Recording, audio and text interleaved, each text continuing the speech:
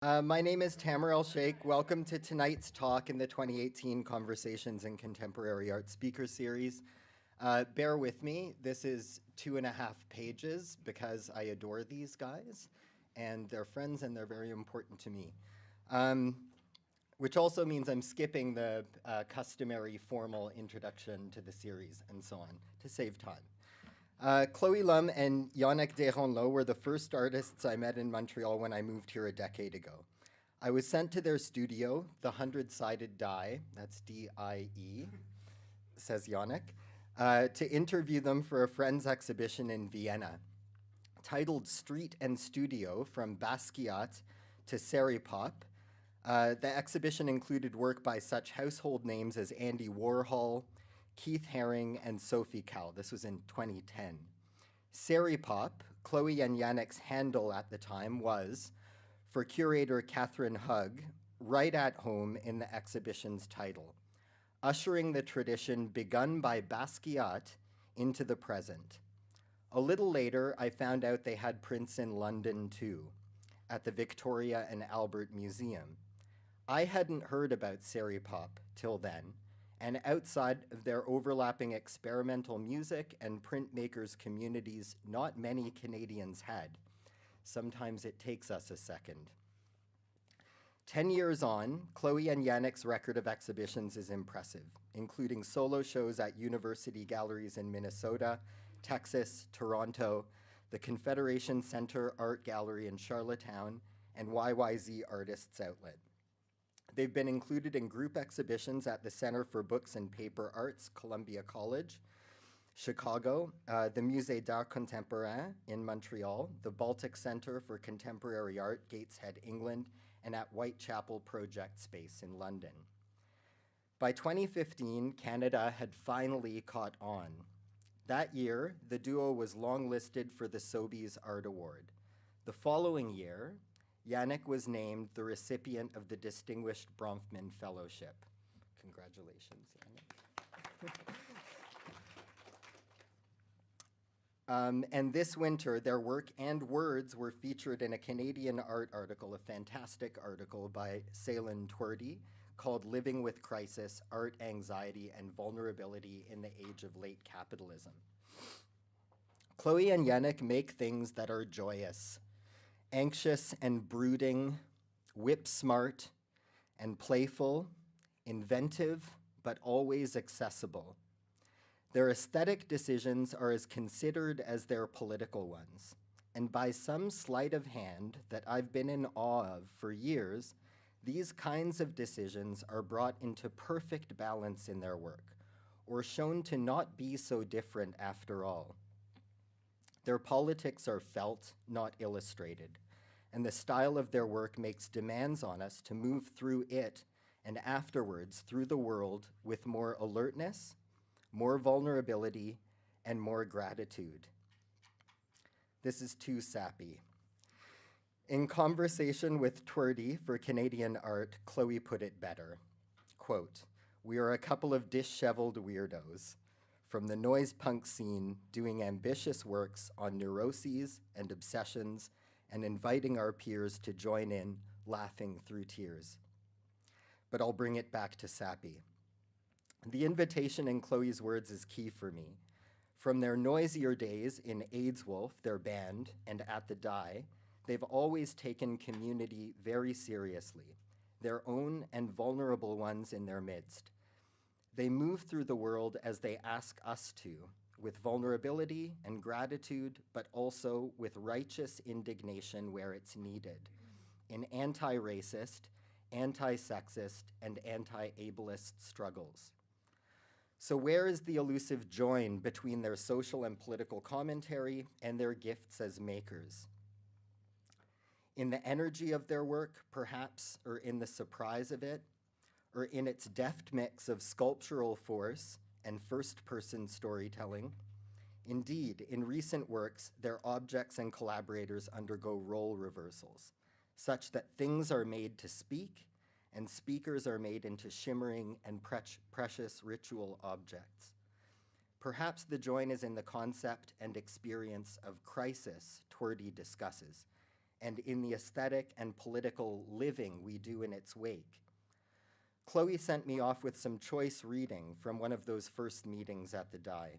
She recommended a novel by Will Self called The Book of Dave, a story about a post-apocalyptic society whose founding text is the recovered diary of a London taxicab driver.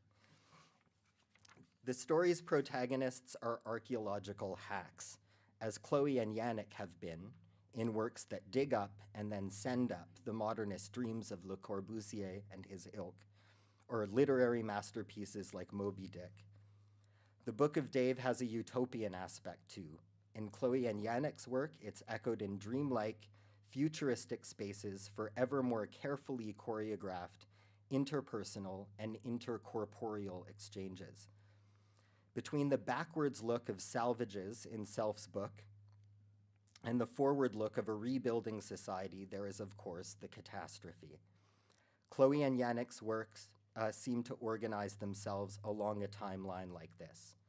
Their critical spirit anticipates or memorializes crises, and its utopian drive learns from them and pushes on. Thank you for the reading, Chloë. Thank you for the work, both of you, over the years, and for your generosity. Please join me in welcoming Yannick and Chloë to Sika.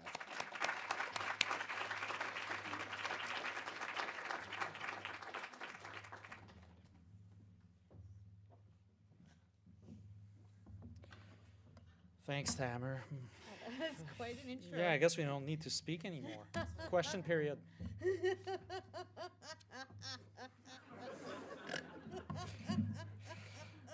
All right.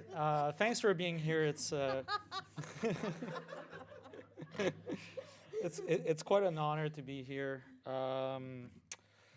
I would like to thank the Claudine and Stephen Brofman Foundation and the Department of Fine Arts to give us this opportunity. We're really, really, I don't know, honored, I guess. I say that already. So, all right, let's start up. This talk will not be a retrospective review of our work, not in the chronological sense at least.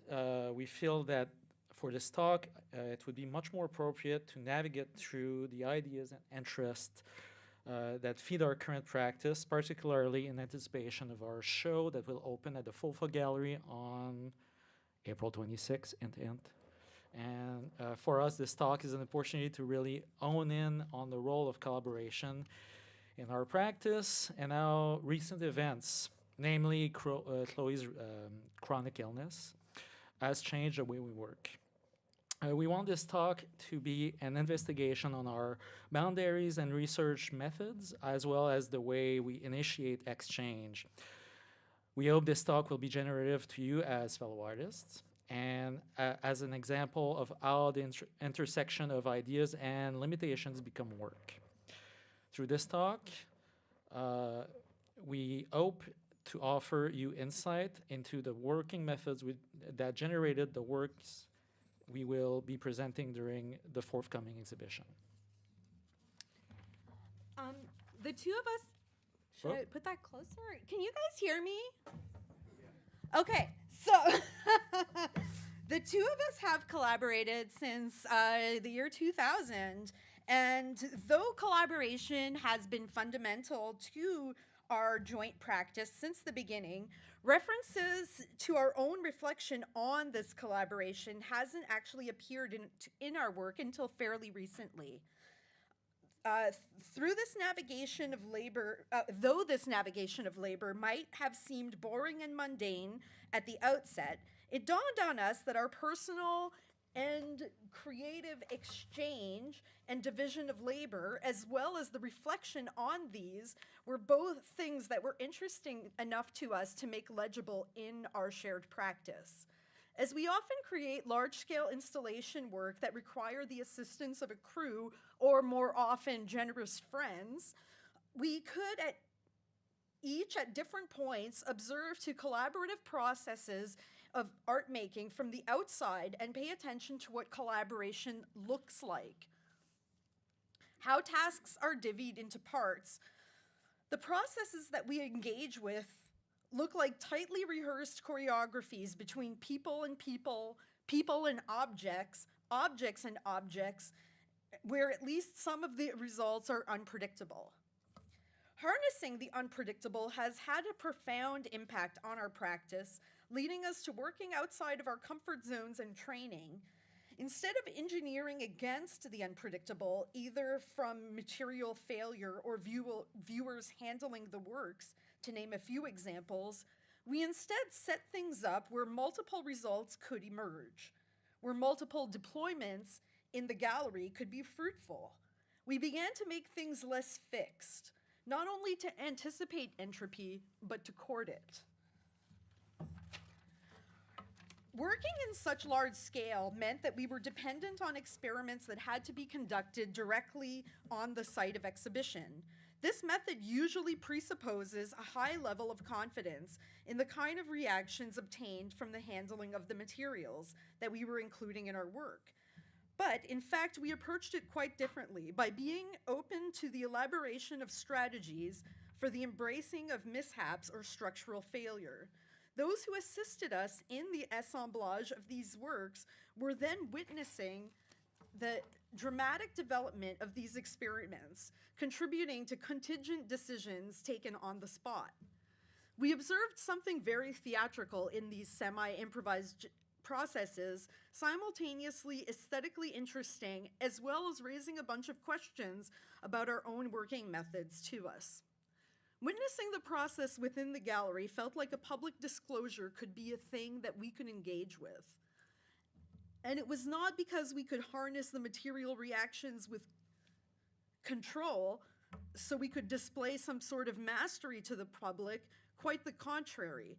The unwieldy nature of the materials we used imposed improvisation, and working in this condition with a group of people demanded that we release some control to others. The delegation of tasks and control could then open up to contributions from the people in fields we weren't familiar with. Can't keep my glasses on my face. The negotiation process that emerges from collaborative practice has always been our interest. Right from the beginning, as we both emerged from the noise punk scene, and we're used to to do collaborative songwriting. It's no coincidence that with our first joint project being a band, that we would gravitate to collaboration as both research mode and subject matter. It was through collective experiences that, there's feedback. Collective experiences that we became more interested in investigating the collaborative dynamic between the two of us. Seeing collaboration unfolding within our work often appear theatrical or convoluted. That encouraged us to engage with it more narratively. From what we witnessed in the exchange and physical labor required to assemble our gallery work, collaboration has a sort of choreographic nature to it. In this case, a choreography of chance events, but a sort of dance nonetheless. A dance which climaxes are often unforeseen reactions and counter-reactions, but also a dance of verb, a dance of mind, but one that is very real and anchored in the experiences of the body. Initially, we hoped that it would be the residual aspect of this labor noticeable through the traces visible within the material of the exhibition that could engage the visitor with this nascent notion of collaboration, albeit in a very removed manner. The results of decisions and processes were left bare and contributed to the quite abstract story of the piece.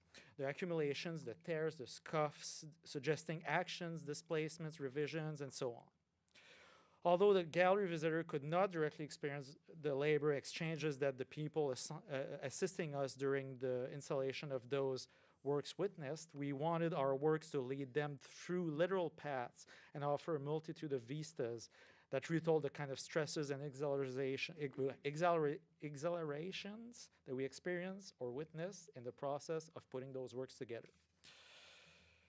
The materials fill the exhibition space. For the viewer, this meant confronting this matter and those residual accents head-on, as sometimes they would have to step on or over works in order to see everything. The scale and quantity of elements meant one could only escape it by exiting the space. Within the gallery space, One could take paths around the pause of matter, allow those vistas to evolve, revealing a bit more about those stories of things, changes, and processes. The bodies of the visitors could therefore engage in a sort of roundabout negotiation that working as a duo represented to us. This proximity of the body with the material also provoked contacts and more contacts, leading to visible physical reactions. The physical processes engendered by the presence of the visitors amongst the work itself were a sort of continuation of those we witnessed during the installation period. Wherever the visitors trod, material reactions were triggered.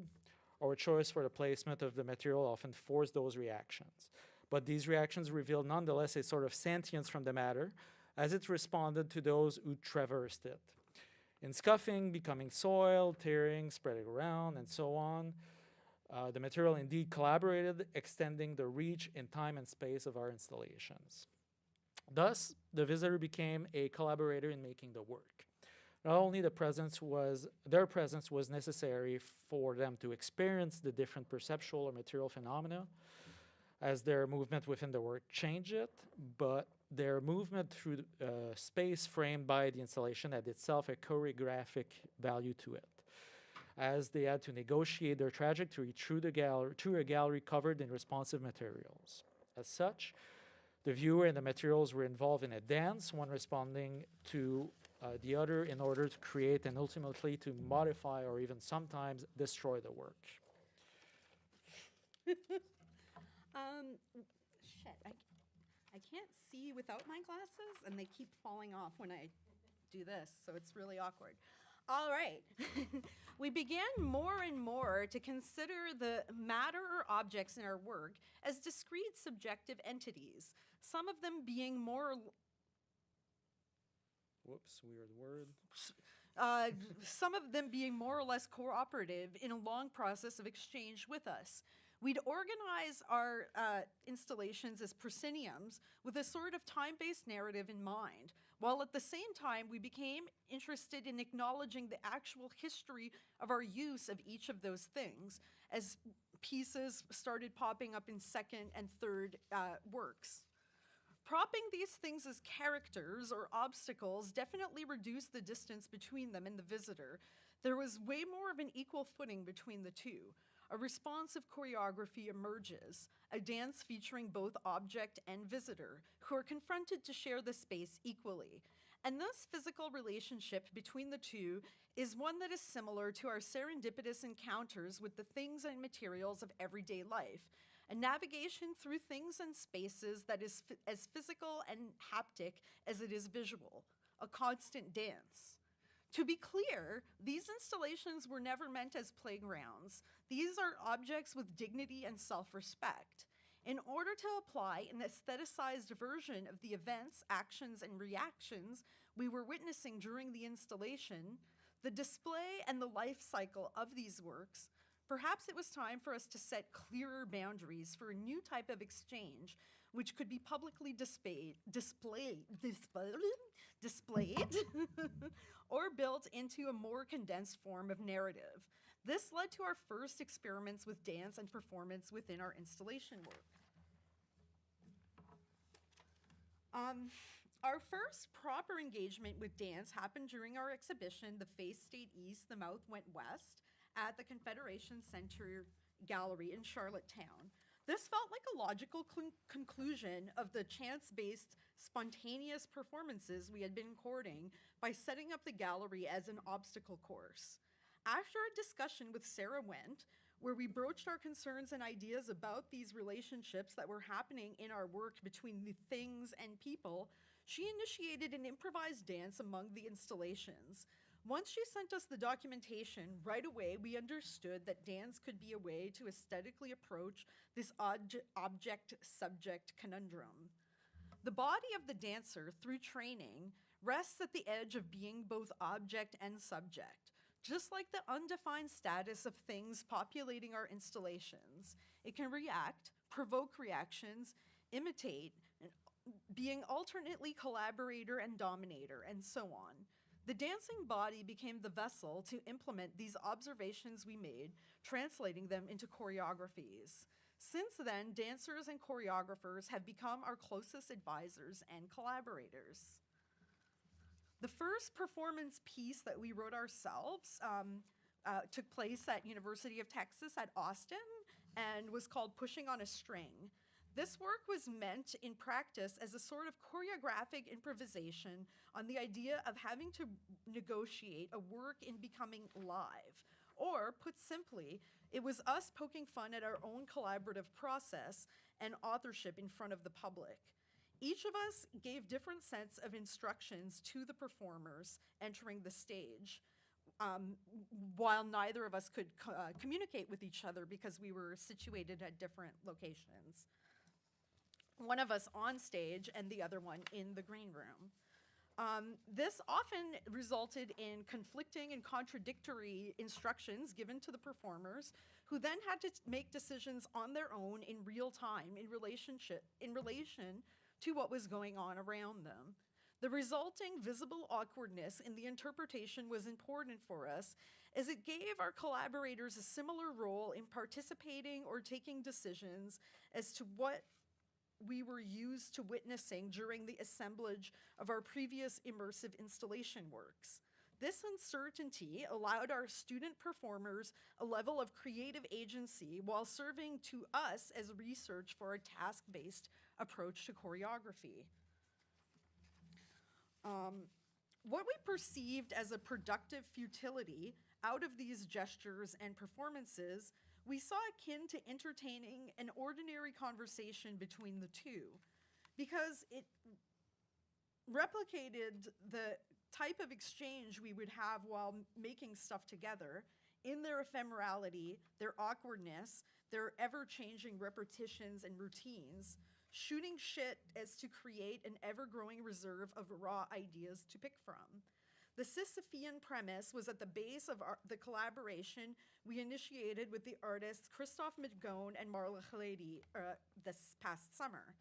Staging useless, endless, choreographed tasks on a slowly spinning stage, constantly fixing unwilling things onto impossible architectures. Performance thus became the reason to bring other practitioners into our collaborative method, to start exchanging with them at the same level, to become productive out of the ethereal, ephemeral, and the pointless. Working with others makes sense in so many ways. Choose a task, then enact it. That is a performance. Choose a task, get others to enact it. That is my dance. This is my choreography. I choose the task, they dance for me. Collaboration extends my body, extends my phenomenology. Okay, here's a short video of this little performance we did.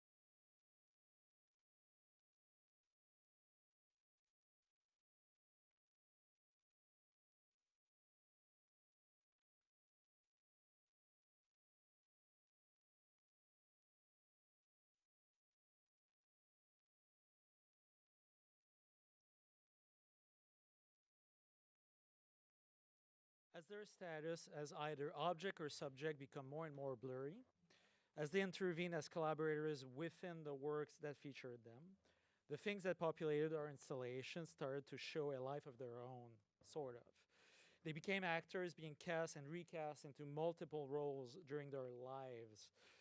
Part of what allowed that is the things we introduced were quite simple, almost mundane, but their material character rendered them malleable and flexible, allowing them to be almost formless, or rather without a fixed purpose. This allowed them to transform themselves, taking on multiple roles. Take this orange tarp, for instance, set loosely in the middle of other suspended fabrics towards the middle front of this picture there. In the face stayed east, the mouth went west. It was one of the featured elements that accomplished multiple roles in the same work. As you can see in the back, there is a photo light box. Way up there. Here's a close-up. Our tarp is featured here again in a different role. But we have documented the changes. It was submitted to True Time and reassemble each of these moments into a sort of mise en abîme / time-lapse choreography movement narrative. By acknowledging these multiple roles that things can take through the simultaneous display of these possibilities, or by its documentation from project to project, it is a way for us to affirm the fleeting essence of things, especially here in the sense where what we find useful, what we find is a sound usage, but does not define them. It is not their finitude, and allowing these things to take different roles that way can be damaging indeed. Their surface will record scuffs, and dirt will get embedded, and they will tear, and so on and so on. Even within different stagings of the same work, the objects are malleable in their definition, open-ended, by showing the physical traces of their past and present use. Within even the same work, this relationship we have with things allow them to not stay crystallized in a given role. In the second showing of the face stayed east, the mouth went west, the same orange tarp was rearranged in a similar manner to what was depicted on its slide box, until it got moved around in a performance choreographed collaboratively with Sarah Wendt. The thing itself became embedded in a series of exchange and bodily dialogue happening between humans and things, each acting on equal footing. Because the task-based nature of the choreography, this led to a lot of space to interpretation, leaving the object to alter the course of the performance from their sometimes unpredictable reactions. The objects became dancers as well. These fluid roles that the components and material actors involved in our works take allow them to affirm their thingness, be viewed as things or objects of undefined purpose. They escape any narrow definition for their purpose, sitting somewhere between objects and subjects. And as you can see on this picture taken after the performance, this fluidity in role-playing was allowed to most of the components of the installation. The restaging of the exhibition shows that the performance doesn't start and end with our dancer collaborators. The story of the orange tarp doesn't stop there. It was redeployed in kinetic works that we did in collaboration with Christophe Migon and Marla Laddie last summer again. And titled Clock or Thump, the work did just that for hours on end. A cacophonous mess of wooden stumps hitting the tarp, getting stuck while being retained by giant springs, and then getting released with great noise, bouncing awkwardly while getting caught up again on the other side once the platform did a full rotation. And this on and off affair with the things that sit in our studio, their constant restaging in different works, became a widespread habit of ours as we moved on with new projects. Returning quickly to a work that we discussed a bit earlier, Pushing on a String, please look at the two shapes on the right-hand side, the bright yellow one and the turquoise one. They are costumes refeatured in the second work the same year, titled Five Tableaux It Bounces Back. In Five Tableaus, we wanted to take the task-oriented choreography writing and push the concept a bit further. Instead of letting the objects speak for themselves through their material reactions, the performers were to workshop a series of wildly different possibilities with the same object through the interpretation of a given task, given to them by us as a loose instruction. On top of that, repetition of the same gesture forced fatigue or boredom, which triggered new combinations. Okay, here's a short video.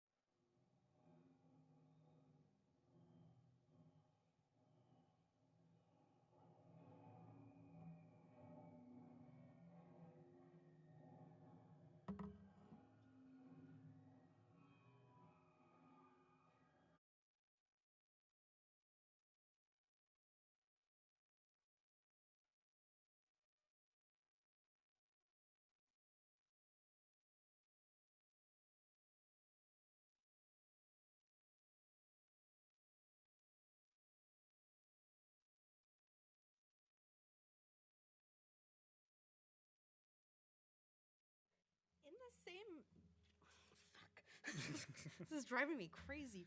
In the same motion of recasting elements from past projects, the last tableau featured paper recuperated from previous installations, which, from manipulation to manipulation, grew more and more battered, shrinking or splitting up, processes which added to the drama of the piece. In 5 Tableau, we were also pursuing our investigation of blurring the barrier between human and thing. We fabricated a series of devices, mostly costumes out of fabric and paper, to allow this mimesis to happen. These performers have trained bodies, not awkward thing bodies. They are my stand-ins and collaborators. I engage them for their skill and haptic knowledge, but also for their everyday physical being. They can lift their arms. They can bend. Each of them have years, decades of research in their timing and their muscle memory. We draw on this research when staging these performances. Golems and cyborgs are different species, each a chimera. The cyborg of a hybrid of being and machine, it thus comes into existence in stages. The golem is a hybrid of mud and magic. It comes into existence suddenly. While the cyborg embodies irony and perversion, the golem embodies earnestness and folly. The golem doesn't know it's not actually alive. The golem doesn't know enough to know what it doesn't know.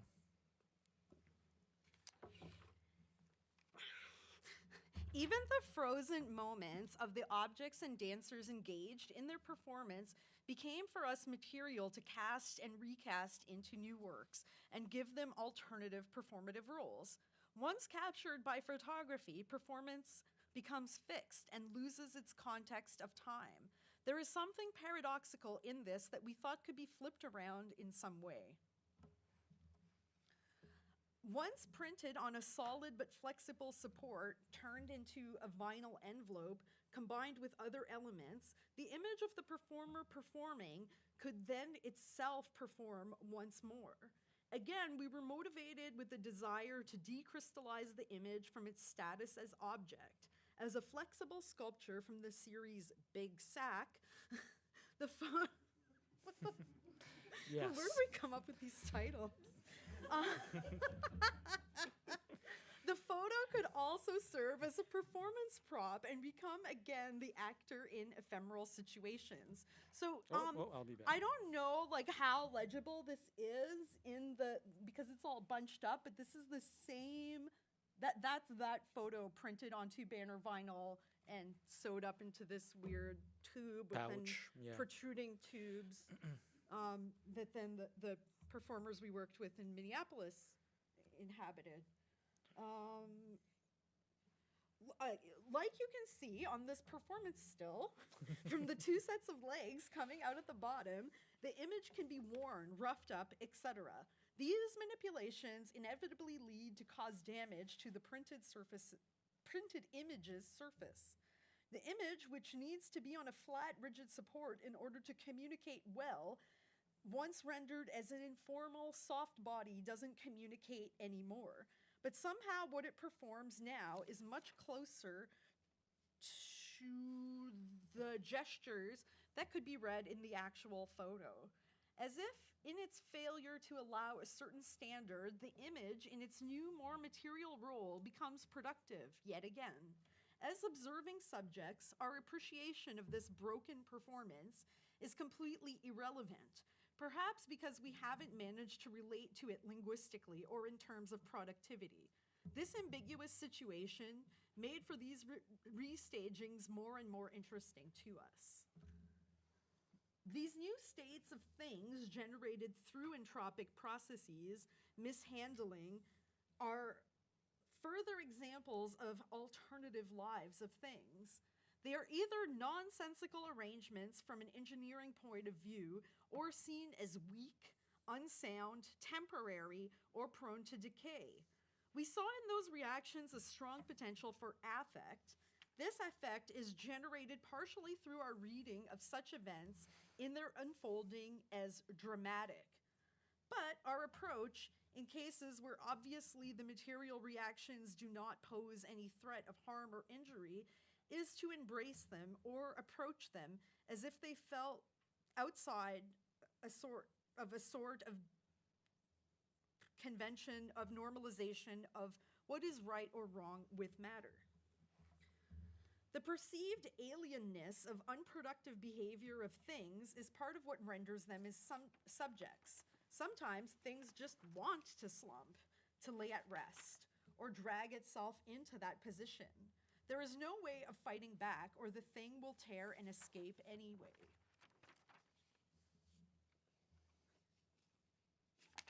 Yep. As our objects and performances became less fixed, we not only anticipated entropy, but began courting it. Around this time, we began to see different types of material usages and workshopping with performers using open-ended instructions simultaneously as performances in of themselves, as well as points from which to see failure, or perhaps more precisely, things not going according to plan, as threads for new lines of research. Around this time, I became ill. I found myself experiencing vertigo, chronic pain, chronic fatigue that made it increasingly difficult to work, or often even get out of bed. I would eventually be diagnosed with 2 comorbid chronic illnesses, neither of which is treatable. In my mid-30s, I was having to relearn how to use my body as if from scratch in order to mitigate symptoms and to make the most of the small working window I had. This not only changed my life, but dramatically changed our joint practice, leading us to work with larger teams, but also in reassessing the body as an object. An object is contingent and fragile as any of our props. Bodies are always in flux, always changing via illness, injury, pregnancy, medication, recreational drugs, aging, muscle mass gained or lost, etc. The only way for me to live with invisible disability was to incorporate it into our practice and view this transformation of my own body as a point of research, a case study in the multiple lives of beings. How could our approach to working with materials, props, and choreographies change if we looked at this inevitable flux not as a failure, but as an alternative state? Tackling this new personal situation that seemed to be relating so closely with the kind of stories we were already telling with our objects and performances, it felt natural to develop stories about this new situation in those familiar settings. Our first impulse was to write about common discomfort and our everyday dealings with the material world that surrounds us, being interested in the generative potential of failure. We also began to investigate the banal awkwardness and misunderstandings that are inevitable throughout the course of one's day. We wondered how we could approach this as a sort of inner dialogue. Inspired by our recent past as musicians also, we came to the notion the untold rules between colliding bodies as a riddle. So we just kind of wrote that into a song. Building on this premise, with the collaboration of Sarah Wendt, we scored a choreography of Fluxes, which was supported with the music of Dominic Alexander. The rules marks the real entry of narrative into our practice. The script examines the contingent nature of collaboration, relationships between bodies and objects, and the relationship between bodies working together. Because the other is never fully known, we must find a set of rules to follow in order for collaborative exchange to be fruitful. All of our props and bodily extensions are created to be ambiguously physical. They are abstract, but in a form that suggests that they could be of the body. They are also low-tech and artificial. They are designed to be ergonomic in the hands of the performer, but also to connect together to create sculptural still lives when not being performed. The props are at the same time friends and obstacles as they move and get moved with the three human bodies that coexist with them on stage. Oh, that's a quote. Yeah, and I just couldn't tell if there was a video there or not. The longer I live with this body, the more the symptoms multiply. My skin bruises mysteriously in the night. My eyes throb in too much and not enough light. My bones feel glass brittle, as if my joints crunch out each movement stiffly, gracelessly. Somewhere inside, there are stores of lead, heavy and crumbling, weighing the whole thing down. My footing is awkward. I trip over my legs, walk into things. Being made of the wrong things should explain my body's state. Nothing explains being made of the wrong things. Recusing myself in sleep, I dream of further transformation.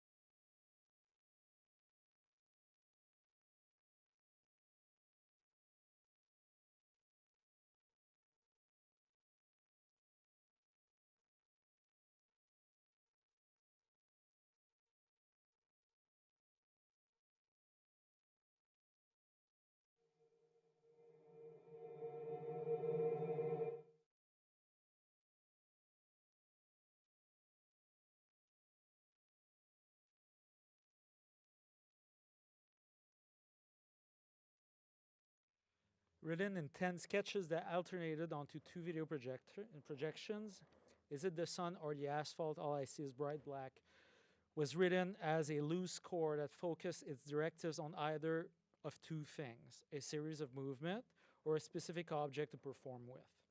The performer came on set, unrehearsed, and could only interpret or improvise from the directives that were given to them on stage.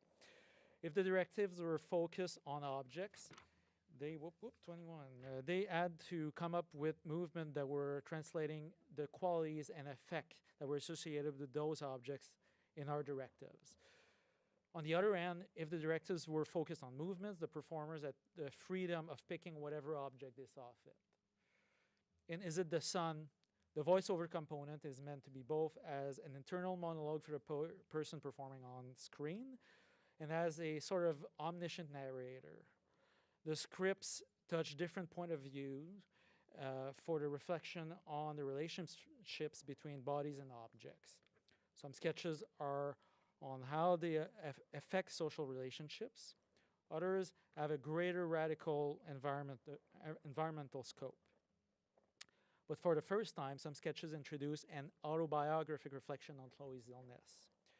Without being specific, those segments talk about utopic out-of-body experiences, the gaining of superpowers, and close effective encounters between minds and objects. The props are not only meant to suggest ambiguous corporality, but also medical and athletic equipment, which in turn transform the body and underline its fragility and materiality. The term body of work always struck me as strange, more so since becoming ill. I'm now hyper aware about how much work is required of my body to do the tasks that make up my body of work.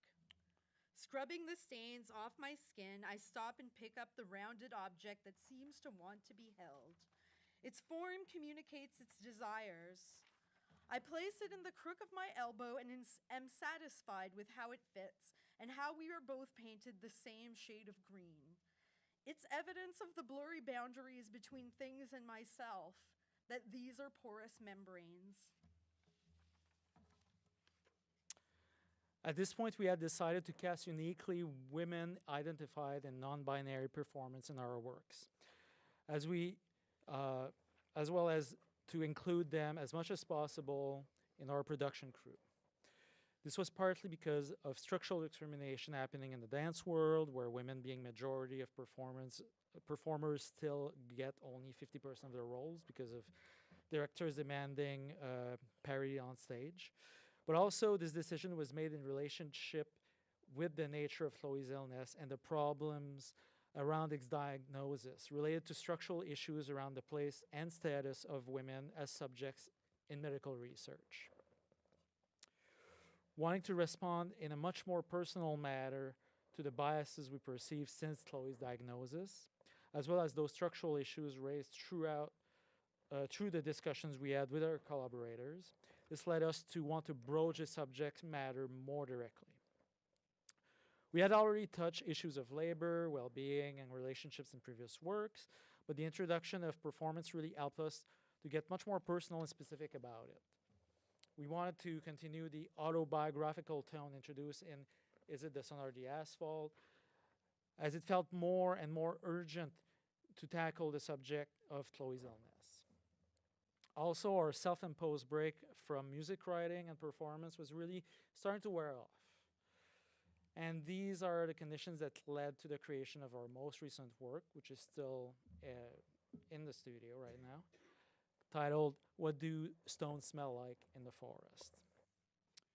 Mezzo-soprano Yannick plays the lead character, a woman whose illness has made her body foreign. We use the golem as a metaphor for a body no longer controllable by its owner. A body that is heavy, slow, and defined by its materiality.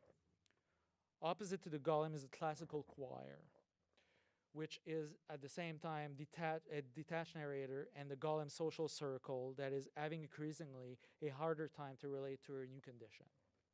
The choir, interpreted by choreographer Mary Williamson and dancers Karen Fennell and Maxine Segalvis, are more than able-bodied. Their ability hinders them to connect with the golem now that she has transcended the conventional idea of ability, and embrace her illness by developing new corporeal and extracorporeal ways to explore the world around her. We underline the range of ability of each group of character by the restrictions they have with props and space. The choir is limited to interact only with their mask and themselves, like their own bodies, but have a gigantic, seemingly infinite space to move within. Whereas the golem, Yannick's character, is having an almost infinite array of objects, prop extensions at hand, but is weighed down by them and can only evolve in this narrow, limited space. The statement we wanted to make about transcending ability and the consideration of alternative, non-normative understanding of it also translated through the voice of the interpreters as they sing the libretto. The golem is the one who has found liberation in her ever-growing limitations. Her interpreter is classically trained and has an impossible range. Meanwhile, the choir is performing their score with a contrasting ordinariness in delivery, which was a way for us to depict them as normal. The golem is mute, the singer is loud, the golem washes away in the water. My edges dissolve with the ebb and flow. I used to be a singer. We direct together. Stretch your neck, stick out your jaw, look straight at the camera. Where my neck and shoulders meet, that knot of bone inside which always feels like pins and needles, she sings my words and they become foreign, universal. In order to try to get through this project, I'm taking more supplements than any of the upright could imagine. Sometimes they catch and dissolve in my throat, leaving me coughing bitter dust that burns my throat and mouth and lungs. They are very expensive. I have no way to know if they are helping. She says the objects look like candy. She says that in her theater training, masks must be treated as equals. I've always seen the objects as performers in their own right, the masks as other selves. She suggests the pink light. It changes everything for the better. We're on set. Maybe masks are the way forward. Masks can remake bodies, turn them into chimeras. The chorus is enthusiastic of the weight in their hands. I think so much more about how things feel, perhaps more than how they look. How can I use objects to make the world I want, to remake the world a lot? Invent a task? Do it. She said that writers exist to insert meaning. I replied that dancers exist to do meaning. Right now I'm floating on the surface of the water, buoyed by these objects that transform my surface and extend my limbs. The objects are peach and pink and shades of green, and in the moment they make the heaviness light. I press the objects onto the surface of my skin as they become waterlogged, heavy, and formless. Thank you.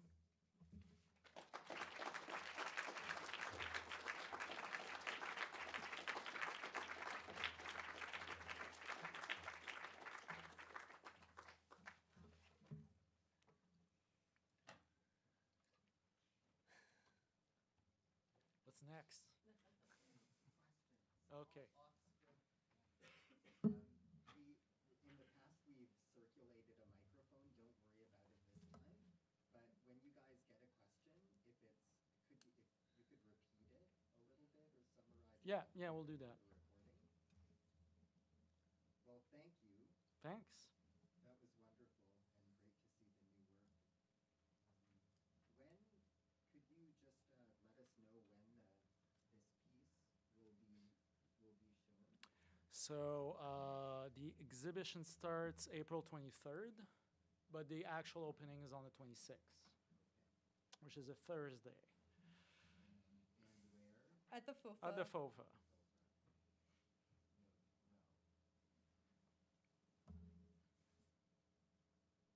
Yeah, Mara, go for it. You guys are really good writers. Oh. That's great. Do you write Thanks. Can I ask two questions? Do you write collaboratively? Sometimes yes, mostly not. I mean, You do a lot of the writing. I do a lot of the writing, but then he's like one of my primary readers and editors. So you know, even when there's one of us who writes more of a text, more of a script, the other one will intervene on it. And I mean, and also like a lot, like the writing is coming out of 18 years of working together on like music and art and all kinds of stuff. So there's this common thread of interest through it. And then, yeah, like I guess lately it's easier for me to write in bed than to like make big lumpy things in bed.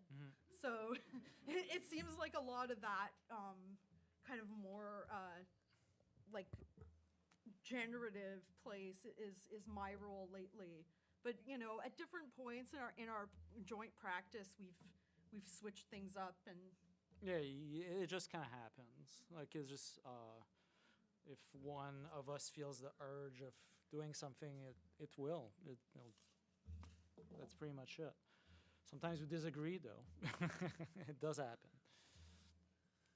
And sometimes you read each other's hearts. Yeah, no, totally does. Maybe a follow-up question before Brent, you have a question, right? Yeah. Okay.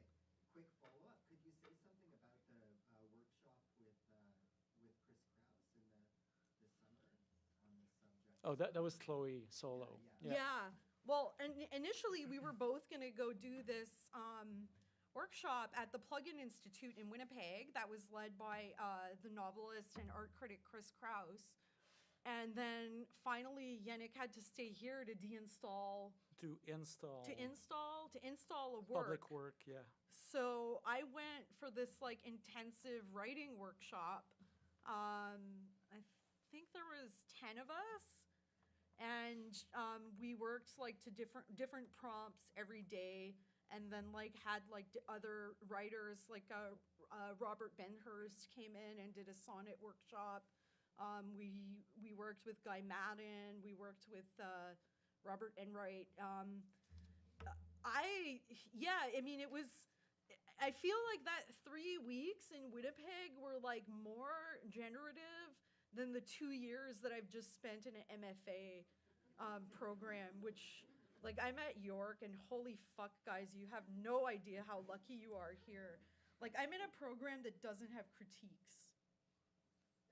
Like, in a program where my cohort launched a publication, and out of the entire department, only one professor even acknowledged it. So it's... Can this be off the record? So yeah, just having this like super intense space to be like constantly making and revising work and in this kind of frame, yeah. I mean, a lot of the script for what do stones smell like in the forest like started during that workshop, and I think that currently they're still looking for applicants for the Plug-in Institute with Dis magazine this summer. And like seriously, if you're into what Dis do and you're into having like a really exciting space to work on stuff, like the residency is $300 for 3 weeks and is like one of the best things I've ever done. So. And it's Winnipeg. It's awesome. It's true. Yeah, it's really easy to bike because it's flat. Yeah. I don't know. I liked it. Yeah.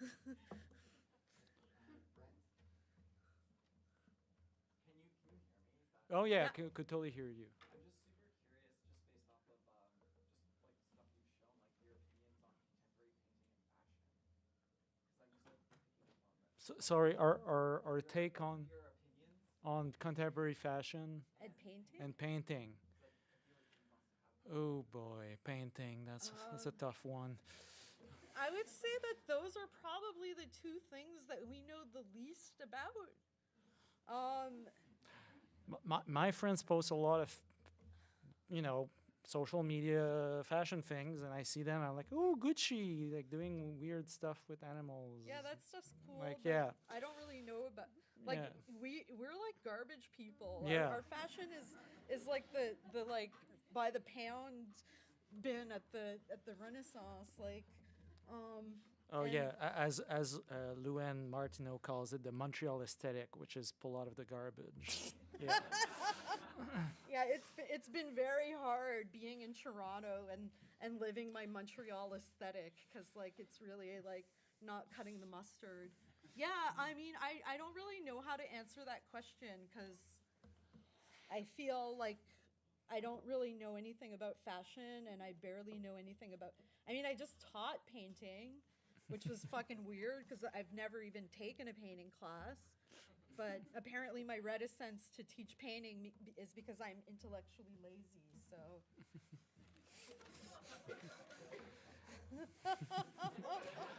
Does that answer your question? Know what I really like? I really like television. That's like my like aesthetic. And like Rogers and Hammerstein musicals. Yeah, Damien. Yeah. So this is all about language, it seems, because I do want to ask another question, and one that's come up with a lot of your works. Also, thank you for a great presentation. Oh, Sorry, we should have thanks. started with that. Your titles, Beyond Big Sack.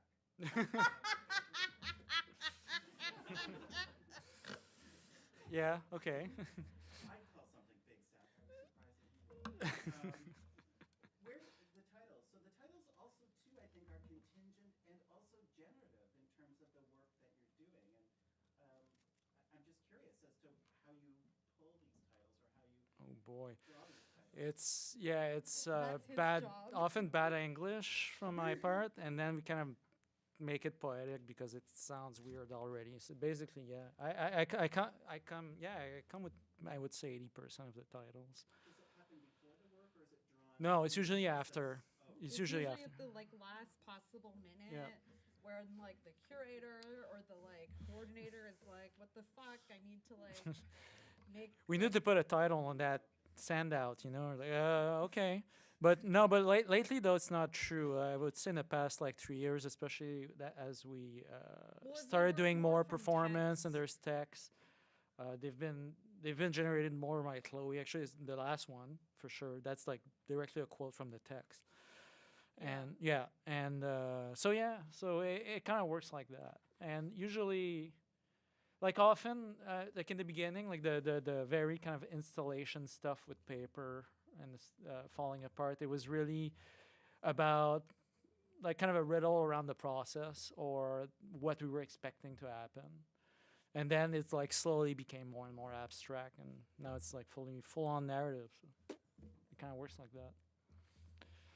But yeah, it's just me not making sense often.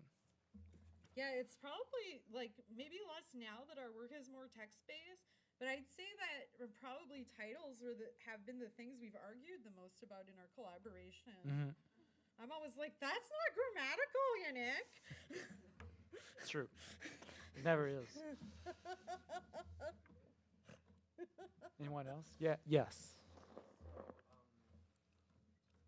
Like the way that you presented your work, I felt that it was very like theoretical, or like there was like a big academic approach. So correct me if I'm wrong, but I'd like to know if that's something important for you. Like, do you actually work with theory, and how do you do it?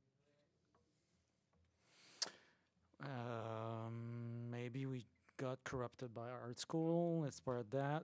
I mean, for me, for source material, I definitely work a lot more with fiction than theory, but that means that I end up bringing in a lot of literary theory in how I'm mining my interest in fiction to find links with the like object body within narrative and the object body within the like studio space. But We both found though a lot of pleasure in reading like the writings of Bill Brown, for instance. That's for sure. yeah, like we're applying to do our PhDs at University of Chicago to work with him. So we'll see what happens. Very, very anticipative. But yeah, so it's the kind of stuff we're into. Yeah, but like at the same time, I don't think it's very complicated. Like in terms of like the way he writes, I find it's very easy to digest. It's not too hard, and like it's very kind of down to earth.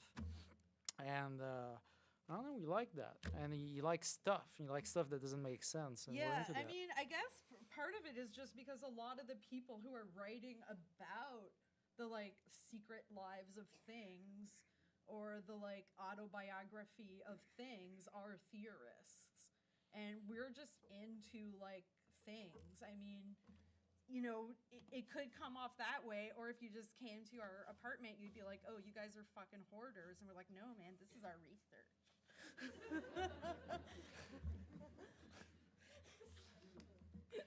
Another question? Yes. Hey, no problem. I was wondering about your process and how you choose your performers, because as you mentioned, maybe I'm wrong, but some of them are able or trained, or they can bend, they can stretch, and the representation of people that aren't able-bodied. Like, I'm wondering how that might influence an experience, or I'm just curious on how you choose people you work. We did. How do we do? We have friends who are performers themselves, and we started like talking with them. I mean, it kind of all started from our relationship we had with Sarah Wendt and her brother. Yeah, and with our relationship with Sarah and Pan Wendt, and then also our relationship with Sasha Kleinplatz, who we've never directly worked with, but has often. She's like a Montreal dancer and choreographer who's currently doing research at Duke University, but she's someone who's always kind of been there, like kind of informing what we do, hooking us up with people, you know, sending me readings. But as for us wanting to work with, in fact, very able-bodied performers, for one, like as we described in the presentation, it was really about this kind of capacity for transformation that they have, and that was really attractive for us. Especially this kind of relationship, they're kind of like leveling of themselves with the objects that surround them, and the kind of relationships that they could pull from those situations that were created through the choreographies. But when it came to this piece, when we were writing it and before casting it, we were actually wondering for the mezzo to cast someone who was not able-bodied, and but it didn't come true though. But it's like I mean, next that step. was mostly happenstance. Yeah. I mean, for myself, as someone who went from being like this like super active person who was playing in bands and like volunteering and all this stuff and just like go to like all of a sudden be like, holy shit, you can't fucking do anything anymore. If you stand up for more than 10 minutes, you're gonna be like in pain. I'm really drawn to like outsourcing the things that I would want to do on other people who can do them and who are not going to experience pain doing them. So to me, it's like kind of like, I mean, it doesn't come into my day-to-day life. I can't get the dancers to like do my groceries for me or something. But, you know, at least I can like imagine like a kind of like less compromised existence and kind of find like paths of like, you know, haptic research that, you know, once I was able to engage with in the studio, and now I just no longer able to. So it's like partly this like kind of like bitterness / wish fulfillment / fucking simmering pot of rage. Anyone else?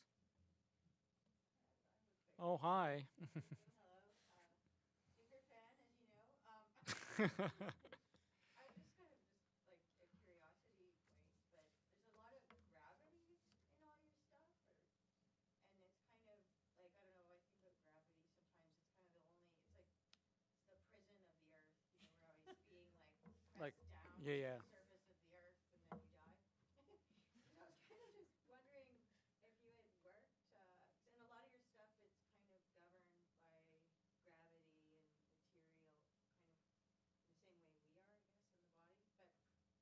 But I was just wondering if you've worked with like anything that floats, like, or helium with materials. That'd be great. Yeah. I don't know. I mean, also helium, like helium balloons, they deflate, and that would be kind of like the kind of a hook, at least for me. I don't know. What do you think about that? I mean, we talk, especially in the two kind of latest, this one work, and is it the sun or the asphalt?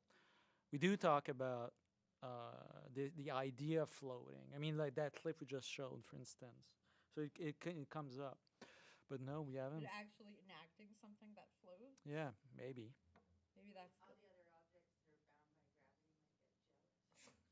by gravity might get jealous. Yeah, and we could make that could be an interesting object theater right there. Yeah. But just as like a brief aside, did you know that there's only a finite amount of helium in the world, and we're running out of helium? Yeah, we'll have to go to like the sun or Jupiter to Like, get it. and Yeah. they need helium for a lot of like medical procedures and like scientific research, and we're literally running out of helium so that like people can have balloons at parties. And it's not something that regenerates. It's not like the helium in the atmosphere like is, I don't know, I guess you can't capture it again. I don't really It's know. been a couple of years since I read that article, but it was this real doomsday scenario about the end of helium. Have we hit peak helium? I think we have. Someone's got to Google it. I mean, I don't know. I'm just fucking. But no, that's real. We are running out of helium. I just don't know how much time. How much time is left? Like, is it going to happen in our lifetime? Are like people of our generation going to have to tell their children, like, kid, once upon a time, there were these things called balloons. Switch to super safe hydrogen. I'm gonna write a Canada Council grant to stockpile helium. I mean, I'm there for it. Maybe one more question so we don't end with the doomsday scenario. Yes. Hi. I was curious about how vulnerability is playing into your practice at this point. In the earlier work, maybe about how vulnerability was affecting expectation or outcome. But now with the later works, it feels like vulnerability is maybe happening on more of a personal level with the content of the Mhm. work. And I'm just curious how that's affecting your practice both together and at play. Well,